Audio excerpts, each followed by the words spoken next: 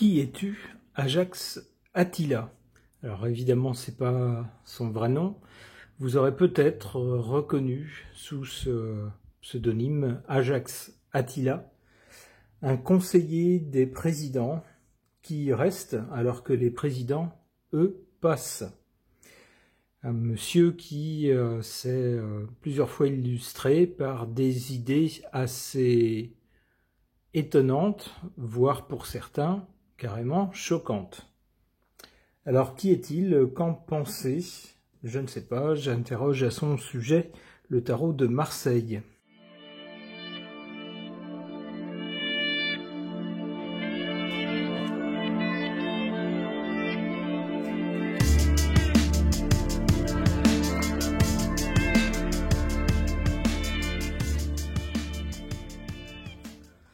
Avec cette carte de l'ermite du côté du passé, on voit que c'est quelqu'un qui fait son chemin depuis un moment déjà. C'est pas un perdreau de l'année, comme on dit, c'est-à-dire c'est pas quelqu'un qui est apparu sur la scène tout récemment, qui est tout jeune, mais au contraire, c'est quelqu'un qui suit la vie politique et la vie économique depuis longtemps. C'est quelqu'un qui est depuis longtemps dans le circuit. Mais avec l'ermite, on voit aussi que c'est quelqu'un qui cherche, qui a trouvé, je pense, depuis le temps, sa propre voie, qui voit les choses à sa façon, d'une façon qui peut déplaire à d'autres, mais qui pour lui est authentique.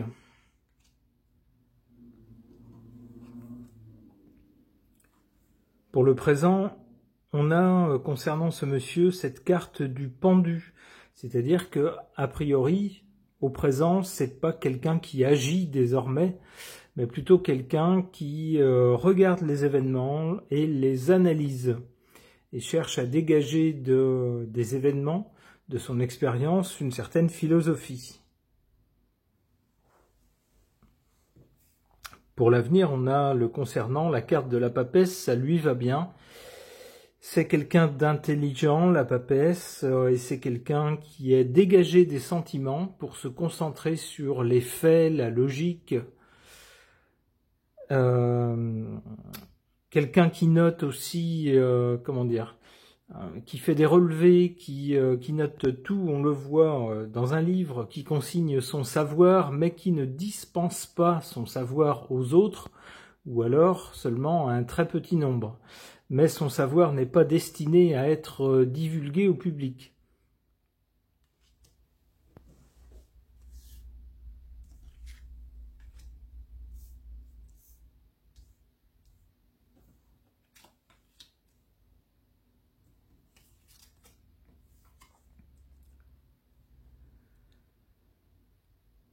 En position faible, concernant ce monsieur, on a la justice. Alors il se pourrait qu'il y ait des actions en justice contre lui. C'est une première possibilité d'interprétation. Une autre possibilité d'interprétation avec la justice, donc les institutions, grosso modo, en position faible, c'est que c'est quelqu'un qui cherche à passer par-dessus les institutions. Alors on sait qu'il y a le pouvoir politique dans un pays, c'est-à-dire les gens qu'on élit pour nous représenter et qui prennent des décisions, ça c'est un premier pouvoir, et trop souvent on ne fait pas attention au vrai pouvoir qui se cache ailleurs, le pouvoir des gens qui sont très très riches, des gros industriels. Alors ça peut être l'industrie, ça peut être l'armement, ça peut être la finance, ça peut être la santé, mais en tout cas des sortes de consortiums très importants dans tous ces secteurs ont parfois autant de poids, voire plus de poids que le pouvoir politique. Et avec ici la justice en position faible, je vous verrais bien ce monsieur chercher à passer par-dessus et donc à mettre en position de faiblesse les institutions, la justice, et à passer par-dessus avec tous les réseaux que ce genre de personnage peut avoir dans la justice, par exemple, dans l'industrie, dans l'armement, dans la finance, par exemple. En position forte concernant ce monsieur, on a cette carte de la maison de Dieu. C'est bien quelqu'un, ça fait bien écho à cette interprétation ici, c'est bien quelqu'un qui cherche à renverser le pouvoir visible. Ceux qui sont dans la tour, ils cherchent à, grosso modo, soit circonvenir leur pouvoir, c'est-à-dire le limiter, et puis le réduire à quelque chose qu'il peut contrôler, ou soit carrément mettre en échec les gens qui ont été élus avec une autre sorte de pouvoir.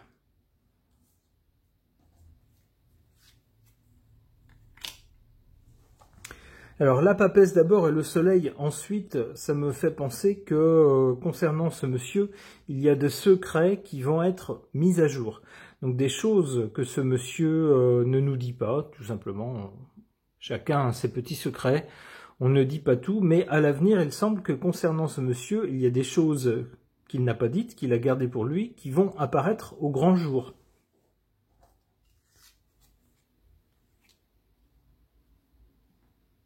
Et c'est quelqu'un qui, probablement à l'avenir, fera figure de référence. Alors je ne sais pas si c'est une bonne chose que ce genre de personnage fasse figure de référence, mais si on met à part la morale et puis la sensibilité humaine, on pourrait se dire que malgré tout le mal que certains peuvent penser de ce monsieur, c'est quelqu'un qui aura fait preuve d'un sens de la stratégie assez exceptionnel, d'une intelligence probablement aussi exceptionnelle, et qui aura accumulé un sacré savoir, et qui aura probablement prévu des choses avec beaucoup d'années à l'avance. D'où peut-être des gens qui vont s'inspirer de ce que tout ce monsieur a pu accumuler comme expérience.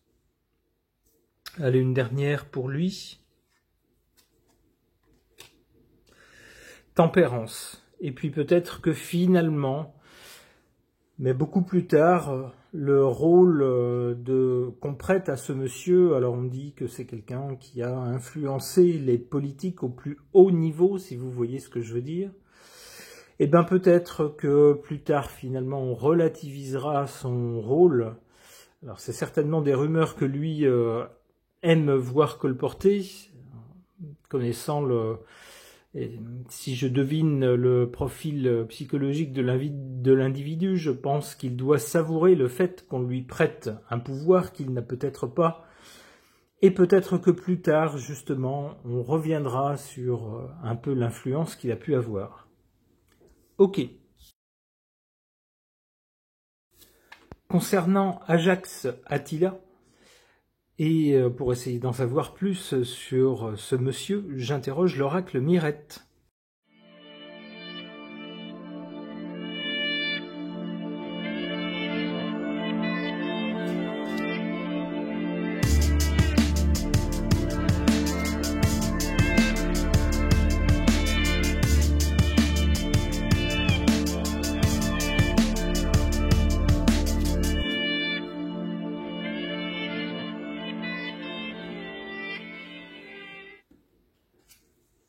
Du côté de l'origine ou du passé, on a cette carte de la fidélité. Alors, la fidélité à qui ou à quoi? On ne voit personne sur ce cheval et ce cheval est très noir. Alors, c'est vrai que certaines des idées de ce monsieur sont assez sombres. Certaines de ses propositions pour la façon de façonner la société, certaines de ses idées sont assez choquantes. Mais on retrouve au fil du temps quelqu'un qui revient toujours vers ce genre d'idées assez choquantes pour le public, mais apparemment pas pour lui. On peut donc constater une certaine fidélité envers lui-même, envers ses principes, envers sa façon de penser, envers sa façon d'envisager la vie en société, avec une analyse, une façon d'appréhender la vie en société dépourvue de toute émotion, de toute empathie. On aborde l'organisation de la vie en société de façon purement pratique, froide, comptable. Pour le présent, on a cette carte de la paix concernant ce monsieur.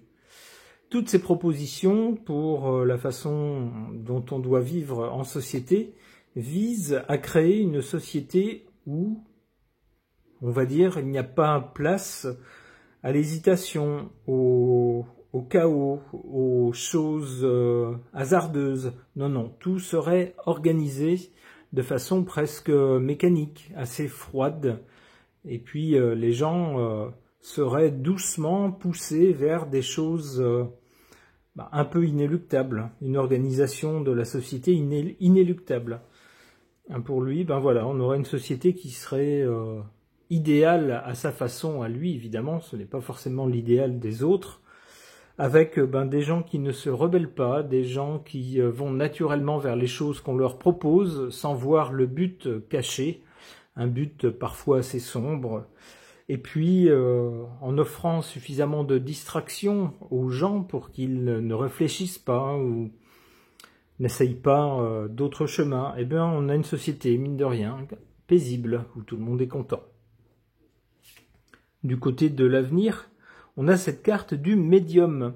Alors on peut se dire quand quelqu'un fait des propositions avec beaucoup d'années d'avance, et puis que finalement, plusieurs années après, soit ces choses se réalisent, soit un enchaînement de faits aboutit aux propositions que cette personne a fait un peu avant.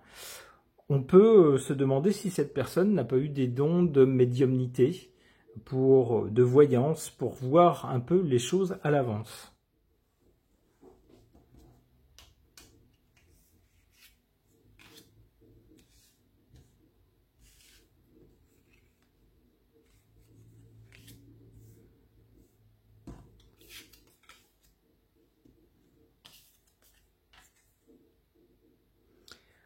En défaveur de ce monsieur, alors c'est assez amusant, parce que c'est exactement la même carte que dans le tirage précédent, avec le tarot de Marseille. On a la carte ici de la justice.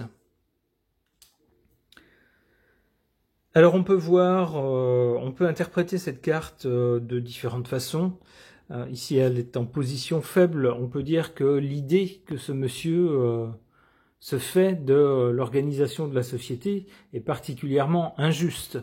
C'est quelqu'un qui nous dit, qui envisage le droit de vie et de mort des gens, grosso modo, suivant leurs valeurs marchandes, ce qu'ils rapportent à la société, c'est-à-dire que des gens pauvres ou des gens qui ne travaillent plus, soit parce qu'ils sont âgés, soit parce qu'ils n'ont plus la santé pour travailler, et qui donc coûtent plus au système qu'ils ne lui rapportent, pour lui, c'est pas des gens qu'on devrait soigner.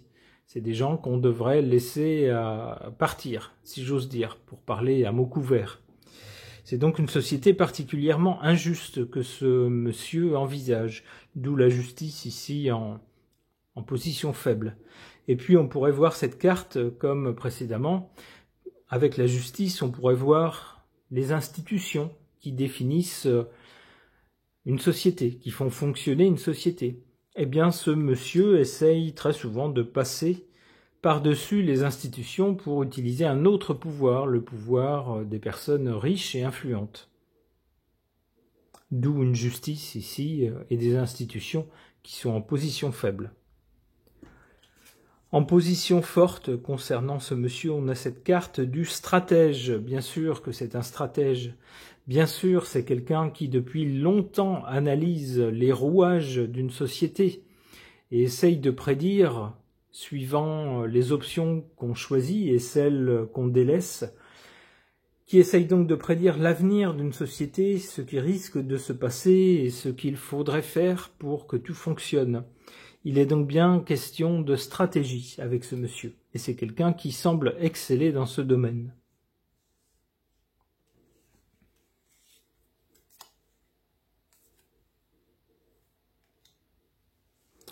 Du côté de l'avenir, on a donc la carte du médium. On peut se dire que c'est quelqu'un qui essaye, et qui a tout le temps essayé, de prévoir, de deviner, de façonner l'avenir. D'où cette carte du médium, c'est quelqu'un qui finit par vivre plus dans l'avenir, quasiment, que dans le présent. au point que cet exercice de prévision, de prédiction, de façonnage de l'avenir est devenu presque pour cet homme un art.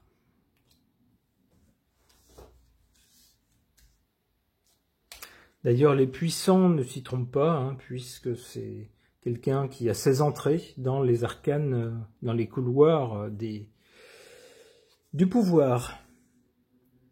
On a enfin le foyer. Alors c'est quelqu'un qui est assez âgé maintenant. On peut penser que d'ici quelque temps, c'est quelqu'un qui, avec le poids des ans et l'énergie bien sûr qui manque lorsqu'on devient très âgé, c'est quelqu'un qui peut-être voyagera moins qu'il a fait, s'intéressera moins aux choses extérieures, aux choses lointaines qu'il a fait par le passé et qui peut-être, ma foi, se repliera sur un périmètre plus petit avec l'âge. Ok, bon, on devine bien ce qui suit pour ce monsieur. Ce tirage est maintenant terminé, merci de l'avoir suivi.